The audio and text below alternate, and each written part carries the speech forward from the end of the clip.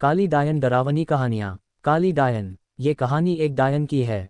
काली डायन इस कहानी का नाम है। दोस्तों, मैंने ये कहानी बनाकर नहीं लिखी। ये कहानी एक सचमुच की घटना है जो कि मैंने अपनी दादी से सुनी है और बहुत पुरानी है। कुछ लोगों का मानना है कि भूतों का कोई अस्तित्व नहीं होता है। आप लोग जानते हैं भगवान का अस्तित्व होता है। तो भूतों का क्यों नहीं? सभी ने रामायण और महाभारत जैसे ग्रंथों में पढ़ा या किसी से सुना होगा कि भगवान जब इस धरती पर थे तब भी भूत पिशाच हुआ करते थे। भगवान निराकार है। निराकार का अर्थ होता है जिसका कोई आकार नहीं होता। जो लोग जिस रूप में भगवान को पूजते हैं भगवान उसी रूप में उसे दिखाई देते हैं। तो प्रेम से बोलिए भक्त और भगवान की जय। और समय व्यर्थ न करते हुए मैं आपको अपनी कहानी की ओर ले चलता हूँ। बहुत पुरानी बात है। तब पानी के ज़्यादा साधन नहीं हुआ करते। लोग कुएं, बाबरी, तालाब आदि से पानी पिया करते थे। तो ये कहानी भी एक तालाब की है जो कि उस काली डायन के जादू से अमृत से जहर बन गया था।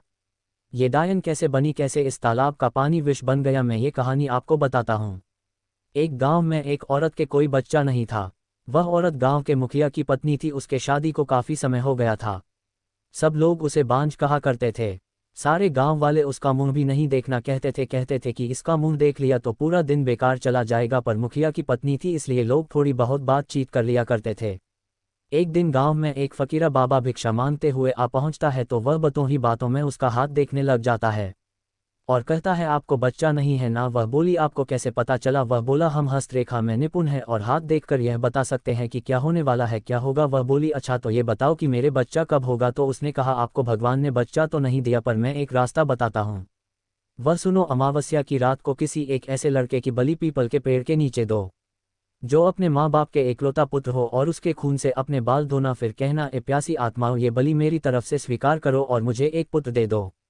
एक लोटे में उस कुएं का पानी भरकर उसमें उसके शरीर की 2 बूंद मिलाकर खुद पी लेना और उस लड़के के सिर के बाल अपनी साड़ी की गांठ में बंधे रखना तो तुम्हें अवश्य एक पुत्र पैदा होगा। इतना कहकर वह वहां से भिक्षा लेकर चला गया। उस दिन के ठीक 3 दिन बाद अमावस्या थी। उस औरत ने वही किया जो उस बाबा ने बताया था। उसने अपने देवरानी के लड़के की बलि दे दी और खून की 2 बूंदें पानी में मिलाकर खुद पी लिया और उस सिर के कुछ बाल को काटकर अपनी गांठ में बांध लिया और बिना पीछे मुड़े अपने घर आ गई। सुबह गांव वालों को पता चला कि मुखिया के भाई के बेटे को किसी ने मार के वहां फेंक रखा है। जब ये बात मुखिया और उसके भाई ने सुनी तो वह नंगे पैर दौड़ पड़े। धीरे धीरे सारा गांव इकट्ठा हो गया। उस लड़के की मां का रो रो बुरा हो गया था। तब किसी व्यक्ति ने हिम्मत जुटाकर उस सिर को धड़ से जोड़ा और उसे नदी में बहाने की सलाह दी। वैसा ही किया। लोगों ने उस लाश को पानी में बहा दिया। सब लोग यही कह रहे थे, किसने किया, ये सब कैसे हुआ? सब लोगों के लिए ये घटना चिंता का विषय बन गई थी। जब मुखिया घर पहुंचा तो क्या देखता है कि उसकी पत्नी तो पकवान बना रही थी। वह बड़ी खुश नजर आ रही थी। मुखिया ने क्रोध में कहा, क्या तुम्हें इस बात का बिल्कुल भी दुख नहीं है कि हमारे भाई का बेटा मर गया है? वह पहले ऐसी नजरों से देखी जैसे कि उसे मार ही डालेगी। फिर कहने लगी, लड़का उसका मरा है, मेरा नहीं, मैं क्यों शोक मनाऊं? और हंसने लगी और कहने लगी, तुम पागल हो, तुम्हें तो खुश होना चाहिए कि अब तुम्हारे भी एक पुत्र आने वाला है और ये जानकर और खुशी होगी कि वह इस जायदाद का अकेला वारिस होगा। हाँ हाँ हाँ। वह फिर ऐसे हंसी। ये देखकर मुखिया से रहा नहीं गया और उसे जान से मारने के लिए तलवार उठाने चला गया। वह अंदर तलवार ढूंढ रहा था पर तलवार नहीं मिली। जब वह पत्नी के बेड के पास पहुंचा तो क्या देखता है कि सारे कपड़े खून से लथपथ हैं और तलवार भी वही पड़ी है और उस पर खून लगा है। वह ये सब देखते ही समझ गया कि ये सब इसने पुत्र प्राप्ति के लिए बलि दी है। उसने उसे मारने का विचार बनाया कि अभी मैं इसको मार दूंगा तो सब लोग मुझे गलत समझेंगे, और वह वहां से चला गया। उस दिन से गांव में ऐसी ऐसी घटना होने लगी। किसी की भैंस मर गई, किसी ने उसे मार डाला और उसके शरीर के अंग इधर उधर फैले पड़े जैसे कि किसी ने उसे नोच नोच कर खाया हो। तो किसी दिन किसी का कुत्ता, किसी का बछड़ा, तो किसी की बकरी मर गई और उसी तरीके से वह मर रही थी जिस तरीके भैंस को किसी ने मारा था। ऐसी घटना से सारा गाँव परेशान था। किसी को ये समझ नहीं आ रहा था कि आखिर हो क्या रहा है।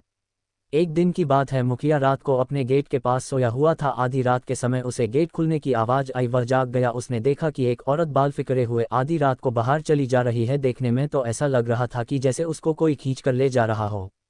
भादों अगस्त की काली रात थी। चारों तरफ से आवाज़ें आ रही थी, कहीं शियार तो कहीं कुत्ते भौंकते। ऐसा लग रहा था उसे कि जैसे ये रात जाने क्या कयामत ढाएगी। अचानक उसे एक गाय के बछड़े के रंभाने की आवाज़ आई। वह समझ गया, हो न हो यही सारे गाँव की बर्बादी का कारण है। मुखिया के दिमाग में एक आइडिया आया कि क्यों न मैं चलकर देखूं कि ये कहाँ जाती है। वह उठकर चल दिया। उसने आगे चल के क्या देखा कि पड़ोसी के गाय का बछड़ा का कटा हुआ मुंड पड़ा है और उसके धड़ को वह औरत खींचकर पीपल की ओर ले जा रही है। और ले जाकर उसने वही शब्द दोहराया, ये लो प्यासी आत्माओं, मैं तुम्हारे लिए भोजन लाई हूँ। मुखिया ये सब नीम के पेड़ से छुपकर देख रहा था। एकदम वह क्या देखता है कि चार काली छाया वहां प्रकट हुई। देखते ही देखते वह ऐसे भयानक शरीर में बदल गई कि उसे देखकर उसके शरीर के रोए खड़े हो गए। उनके ये बड़े बड़े दांत, लाल लाल आंखें, शरीर पूरा जला हुआ, बड़े बड़े नाखून, आंखें तो ऐसे चमक रही थी कि बार बार बदलने वाली लाइट जल रही हो। इतना भयानक दृश्य उसने अपनी जिंदगी में कभी नहीं देखा था। वह क्या देखता है कि वो चरो भूत और उसकी पत्नी उस लाश को खाने लगी, दोनों हाथों से लापालब, जैसे कि कोई भूखा व्यक्ति खाने पर टूट पड़ता है। ये सब देखकर मुखिया के पर के नीचे की जमीन खिसक गई कि उसकी पत्नी एक डायन है। जब उन्होंने सारे मांस को नोच नोच कर खा डाला तब उसने एक भूतों की एक बात सुनी और कहा कि बस 3 दिन बाद फिर अमावस्या है और हमारी शक्ति उस दिन बढ़ जाएगी, तब हम तुम्हें पूरी शक्ति सौंप देंगे और तुम अपनी मर्जी से कुछ भी कर सकती हो, तुम गांव वालों को अपनी उंगली पर नाचा सकती हो। उसने ये सब सुनकर सारे गांव को चोरी चोरी जगा करके कहा, देखो मैं तुम्हें बताता हूँ कि तुम्हारी बर्बादी एक डायन की वजह से हुई है।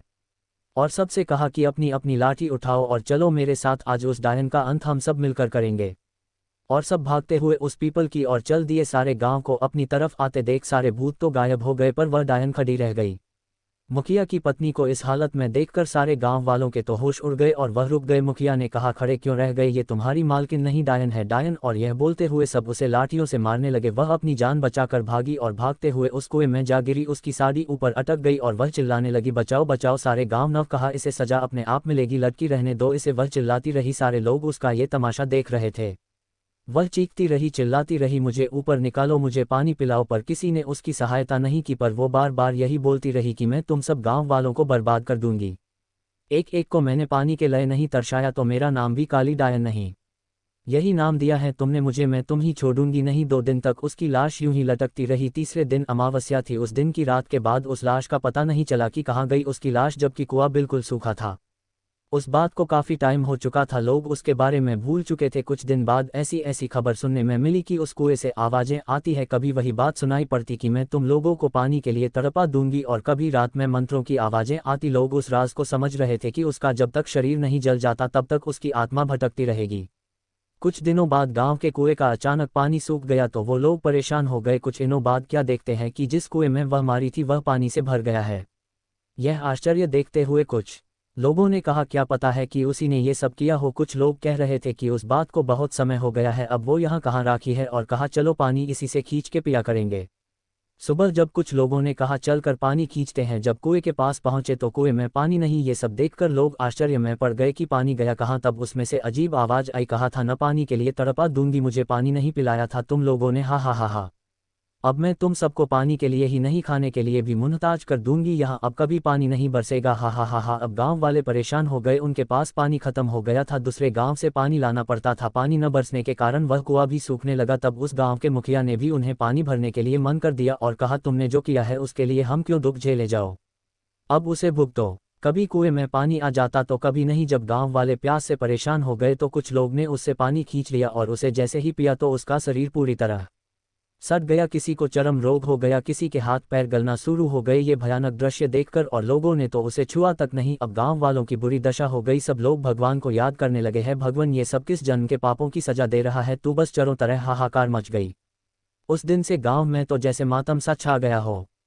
दूसरे दिन सुबह में उस गांव से एक बाबा आता हुआ नजर आया, सफेद वस्त्र, माथे पे तिलक, हाथ में कमंडल, एक हाथ में माला, बस राम का नाम लेते हुए चले आ रहे थे।